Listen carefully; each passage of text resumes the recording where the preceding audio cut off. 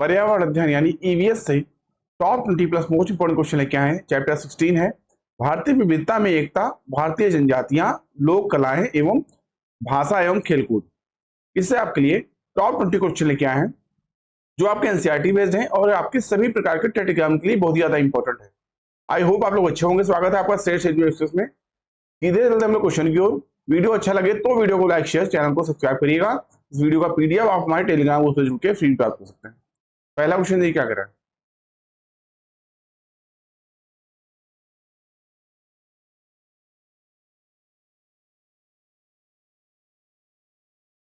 पोचमपल्ली एक शहर है जहां के अधिकांश परिवार बुनाई का कार्य करते हैं और एक विशेष प्रकार का वस्त्र जिसे वह बुनते हैं पोचमपल्ली कहलाता है। यह शहर जहां सुंदर चमकदार रंगों की साड़ियां बनती है किस राज्य का भाग है? डी ऑप्शन आपको होगा तेलंगाना। तो पोचमपल्ली तेलंगाना के नलगोंडा जिले का एक कस्बा है और इसे अक्सर उत्कृष्ट साड़ियों के लिए भारत के सिल्क सिटी के रूप में जाना जाता है। इसे इकत नामक एक अनूठी शैली के माध्यम से बुना जाता है। इस शैली को वर्ष 2004 में एक भौगोलिक संकेतक यानी जीआई टैग के रूप में दर्ज किया गया। हाल ही में इस गांव को संयुक्त राष्ट्र विश्व पर्यटन संगठन यानी UNWTO द्वारा सर्वश्रेष्ठ पर्यटन गांवों में से एक के रूप में चुना गया। ठीक है, डी ऑप्शन आपका राइट होगा। अगला क्वेश्चन, निम्नलिखित में से उन जिम्मेदारियों को चुनिए जिन्हें पर्यावरण पर्वतारोहण यानी माउंटेनियरिंग के ग्रुप लीडर निभाते हैं। बी ऑप्शन आपका राइट होगा, CDE। तो पर्वतारोहण के ग्रुप लीडर का एक बड़ा जिम्मेदारी बाकी लोगों के सामान उठाना, उनकी मदद करना, साथ ही साथ प्रतिभागियों के रुकने और विश्राम करने के लिए उचित स्थान होना तथा जो अवस्था है कोई स्वस्थ है या अस्वस्थ है उनका ध्यान रखना और ग्रुप के लिए उचित भोजन की व्यवस्था भी करना होता है।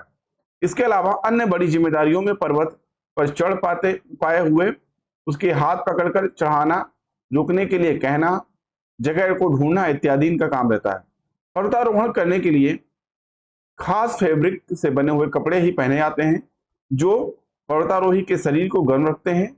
उनके पास जरूरत के सामान, हेलमेट, हार्नेस, लंबी रस्सी, खाने का सामान इत्यादि भी होना चाहिए। ठीक है, इस हिसाब से बी ऑप्शन आपका राइट होगा, CDE।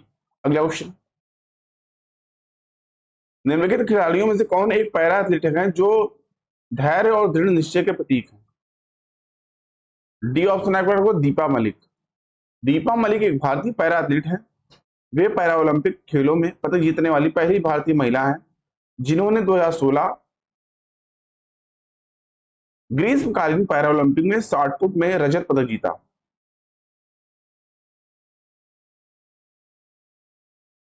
वर्ष 2018 में दुबई में आयोजित पैरा एथलेट ग्रांड फिनाले में जेवलिन स्पर्धा में स्वर्ण पदक इन्होंने जीता।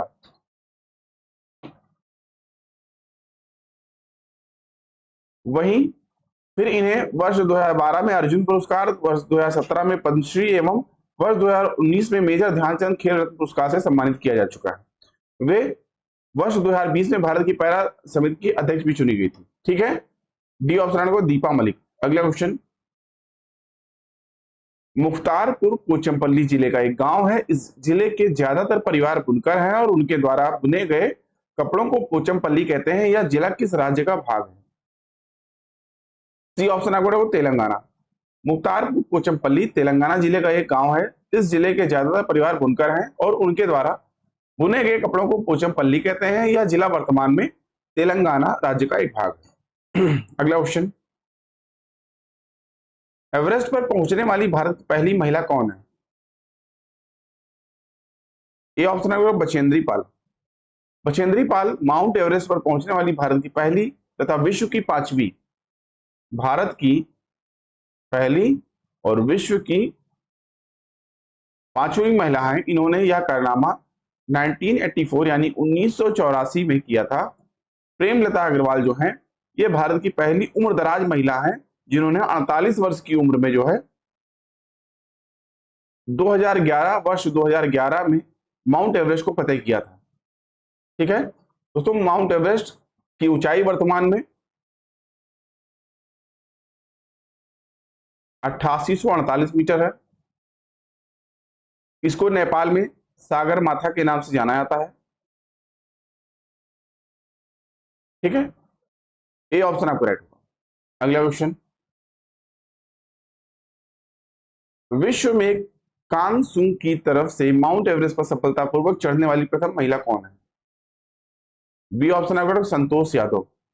विश्व में कांगसुंग की तरफ से माउंट एवरेस्ट पर सफलतापूर्वक चढ़ने वाली प्रथम महिला संतोष यादव है। ये भारत की एक पर्वतारोही है। संतोष यादव एवरेस्ट पर 2 बार चढ़ने वाली विश्व की प्रथम महिला है, जिन्होंने 2 बार वहां पे चढ़ाई करके फतेह हासिल की। इनका जन्म 1967 में हरियाणा के रेवाड़ी जिले में हुआ था। इन्होंने 1992-93 में क्रमशः 2 बार एवरेस्ट फतेह किया था। माउंट एवरेस्ट पर चढ़ने वाली प्रथम भारतीय महिला बछेंद्री पाल है। अभी इससे पहले वाले क्वेश्चन में हमने देखा कब हुआ था, ये कब इन्होंने फतेह किया था? 1984 यानी 1984 में। बी ऑप्शन आपका राइट होगा। अगला क्वेश्चन, हमारे देश के नीचे दिए गए किस भाग में खाने की चीजें जैसे टैपीकोवा और नारियल को लोग अपने घर के आंगन में उगाते हैं और उन्हें इनसे बने खाने का स्वाद बहुत अच्छा लगता है? सी ऑप्शन आपका राइट होगा, केरला। केरल के लोग अपने घरों के आंगन में ही टैपीकोवा और नारियल जैसे खाने की चीजें उगाते हैं। टैपीकोवा और नारियल केरल में बहुतायत में उगते हैं तथा केरल के लोग अपने खाने की चीजों में इनका प्रयोग बहुत ही चाव से करते हैं। नारियल का खाने योग्य भाग इसका बीज तथा भ्रूण यानी इंडोस्पर्म होता है। ठीक है, सी ऑप्शन आपका राइट होगा। अगला क्वेश्चन, कपड़ों का समूह बिना सिले पहना जाता है। डी ऑप्शन आपका राइट होगा। धोती, साड़ी, पगड़ी कपड़ों का समूह है जिसे बिना सिले हुए पहना जाता है। अगला क्वेश्चन, मलयालम में मां की बड़ी बहन को कहा जाता है। ये ऑप्शन आपका राइट होगा, वल्लियम्मा। मलयालम में मां की बड़ी बहन को वल्लियम्मा कहा जाता है, जबकि अम्मू अम्मा मां की मां को कहा जाता है। अम्मू अम्मा किसको कहा जाता है? मां की मां यानी नानी को। मलयालम भाषा भारत के केरल प्रांत में बोली जाने वाली प्रमुख भाषा है जो द्रविड़ भाषा परिवार के अंतर्गत आती है। ठीक है, अगला क्वेश्चन, कौन सा सही सुमेलित नहीं है? कपड़ों का प्रकार वही राज्य। इस क्वेश्चन के लिए आपका बी ऑप्शन राइट होगा। ठीक है, तो फिरन, जम्मू और कश्मीर, पानो भाजू ये आपका गोवा हो जाएगा, गोवा। वहीं रहीदे तो रहीदे हिमाचल प्रदेश, फुलकारी तो ये आपका पंजाब। बी ऑप्शन राइट होगा। अगला क्वेश्चन,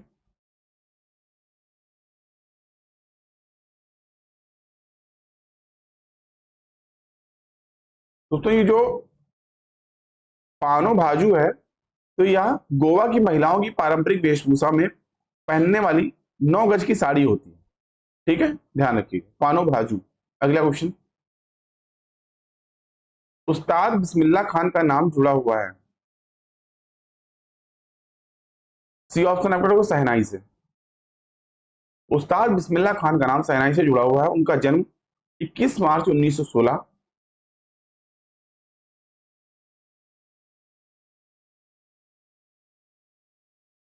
बिहार में हुआ था।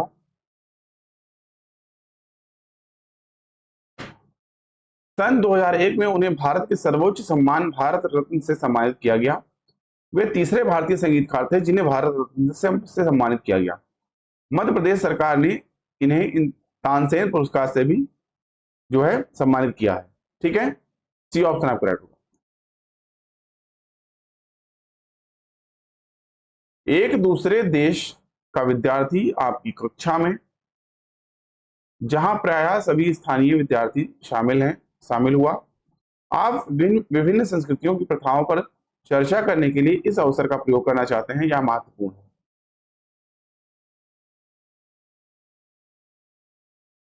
इस क्वेश्चन के लिए आपका बी ऑप्शन राइट होगा। उत्पाद और रूढ़ियों को कम करने और विविधता को महत्व देने के लिए। बी ऑप्शन राइट होगा। अगला क्वेश्चन, एनसीईआरटी की मुचमपल्ली ईवीएस का अध्याय 23 पर आधारित है। ए ऑप्शन आपका राइट होगा। तो एनसीईआरटी की ईवीएस का अध्याय 23 यानी पोचमपल्ली वास्तविक स्थान यानी रियल प्लेसेस पर आधारित है, जिसका कारण तेलंगाना राज्य के पोचमपल्ली कस्बे के लोगों यानी बुनकरों द्वारा बनाई गई प्रसिद्ध परंपरागत पोचमपल्ली की साड़ियां। ए ऑप्शन राइट होगा। अगला क्वेश्चन, कांगड़ा वधु एक चित्र कलाकृति है या किससे संबंधित है?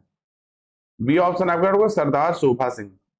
कांगड़ा वधु एक चित्र कलाकृति है या सरदार शोभा सिंह से संबंधित है। कांगड़ा चित्रकारी का उद्गम कांगड़ा से हुआ है, जो कांगड़ा राजवाड़े की देन है। यह चित्रकला शैली दर्शनीय तथा रोमांचित है। इस चित्रकला शैली में सर्वाधिक प्रभावशाली आकृतियों जिसमें स्त्रियों की है, जिसमें चित्रकारों ने भारतीय परंपरा के अनुसार नारी के आदर्श रूप को ही ग्रहण किया है। फांगड़ा चित्रों के मुख्य केंद्र हैं गुलेर, बसोली, चंबा, नूरपुर, बिलासपुर और कांगड़ा। ठीक है, बी ऑप्शन राइट। अगला क्वेश्चन,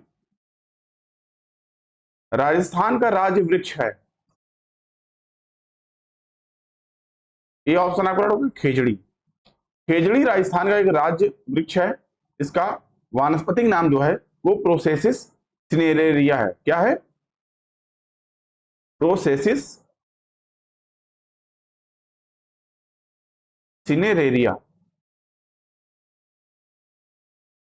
खेजड़ी को 31 अक्टूबर 1983 को राजस्थान का राज्य वृक्ष घोषित किया गया।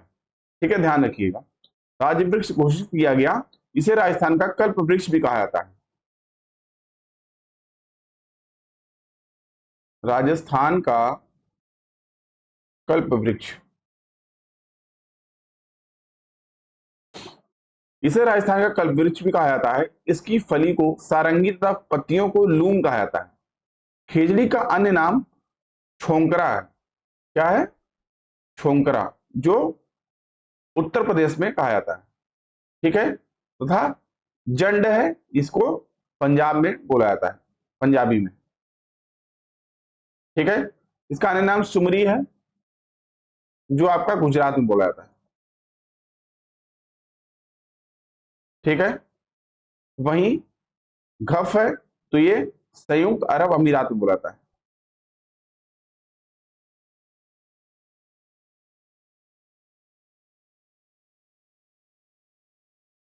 ठीक है, ए ऑप्शन आपका राइट होगा।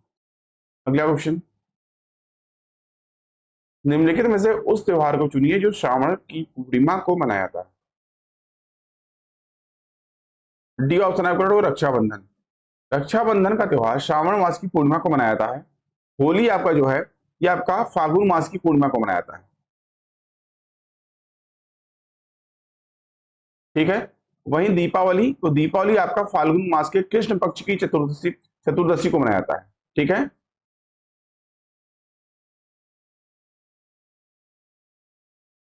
दिवाली आपकी कार्तिक मास की अमावस्या को मनाया था। महाशिवरात्रि, तो महाशिवरात्रि फाल्गुन मास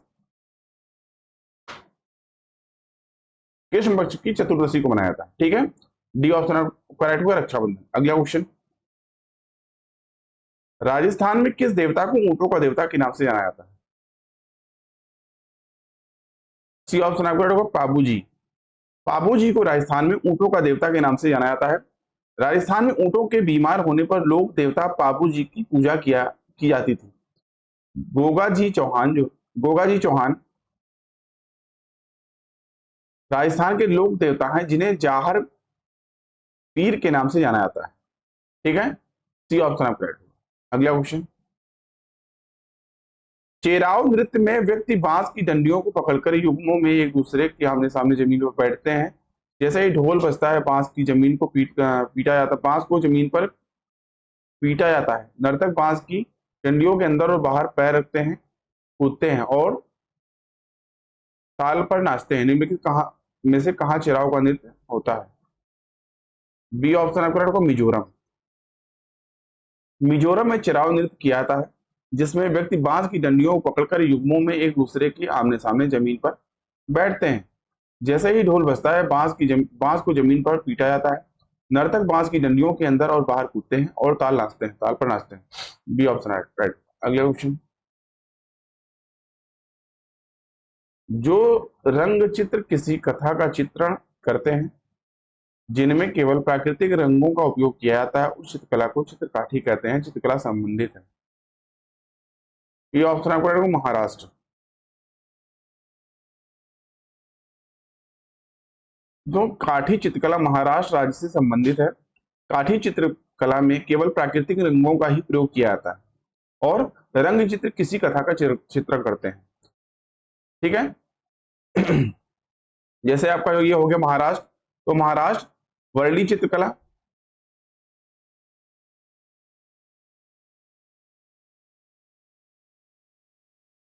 वहीं राजस्थान तो मेवाड़ चित्रकला,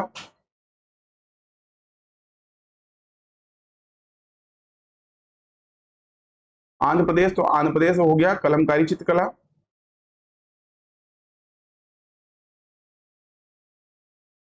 कश्मीर तो कश्मीर हो गया जम्मू चित्रकला,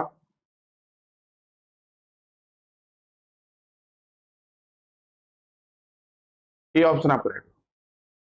अगला क्वेश्चन, उन आदिवासी वर्गों की पहचान कीजिए जो हिमाचल प्रदेश भारत के मूल निवासी हैं। बी ऑप्शन आपका राइट होगा गद्दी जनजाति। तो गद्दी जनजाति हिमाचल प्रदेश भारत के मूल निवासी हैं। इसके अलावा यहाँ किन्नौर जनजाति, लाहौर जनजाति, गुर्जर जनजाति भी पाई जाती है। ये जनजातियां प्रसिद्ध इंडो आर्यन परिवार के समूह से संबंधित हैं। तो संथाली जनजाति, तो संथाली जनजाति जो है यह भारत में पाई जाने वाली तीसरी सबसे बड़ी जनजाति है। इनके निवास का मुख्य क्षेत्र झारखंड, बिहार, मध्य प्रदेश, पश्चिम बंगाल एवं असम। ठीक है। वहीं गोंड जनजाति, तो यह भारत की दूसरी सबसे बड़ी जनजाति है जो भारत के लगभग 13 राज्यों में निवास करती है। यह मुख्य रूप से छत्तीसगढ़, मध्य प्रदेश, उड़ीसा और आंध्र प्रदेश आदि राज्यों में निवास करती है। ठीक है। फिर सहाबिया आपका आता है, तो सहाबिया जो है यह जनजाति राजस्थान में पाई जाती है। यह एक आदिम जनजाति है जिन्हें आधारभूत वस्तुएं उपलब्ध कराना चुनौती से परिपूर्ण। ठीक है। बी ऑप्शन आपका राइट होगा गद्दी जनजाति। अगला क्वेश्चन, और हमेशा की तरह आज का इस वीडियो लेक्चर का टेस्ट का क्वेश्चन आपके लिए। क्वेश्चन क्या आज का, फसल कटने का पर्व खुशी और उल्लास का प्रमुख अवसर होता है, सही कथन को पहचानिए। पहला, उत्तर प्रदेश, बिहार और मध्य प्रदेश में तिल संक्रांति को मनाया जाता है। झारखंड में पोंगल और तमिलनाडु में नवान्न को मनाया जाता है। गुजरात लोहड़ी को मनाता है और केरल ओणम को मनाता है। वहीं महाराष्ट्र में गुड़ी पड़वा, असम में बिहू और पश्चिम बंगाल में नवान्न मनाया जाता है। ए, बी, सी या डी कौन सा ऑप्शन राइट होगा आपको कमेंट करके बताना है। प्लीज आप लोग इसका आंसर कमेंट करके बताइएगा। अभी के लिए इतना ही। आई होप आपको वीडियो अच्छा लगा होगा। वीडियो अच्छा लगा वीडियो को लाइक करिए, दोस्तों में शेयर करिए, साथ ही साथ चैनल को सब्सक्राइब करना ना भूलें, जिससे कि चैनल पर आने वाले सभी इंपॉर्टेंट वीडियो की नोटिफिकेशन आपको टाइमली मिले। इस वीडियो का पीडीएफ आप हमारे टेलीग्राम जुड़ के फ्री में प्राप्त कर सकते हैं। अभी की वीडियो को देखने के लिए आप सभी का बहुत बहुत धन्यवाद। मिलते हैं नेक्स्ट वीडियो में, तब तक के लिए थैंक यू। जय हिंद।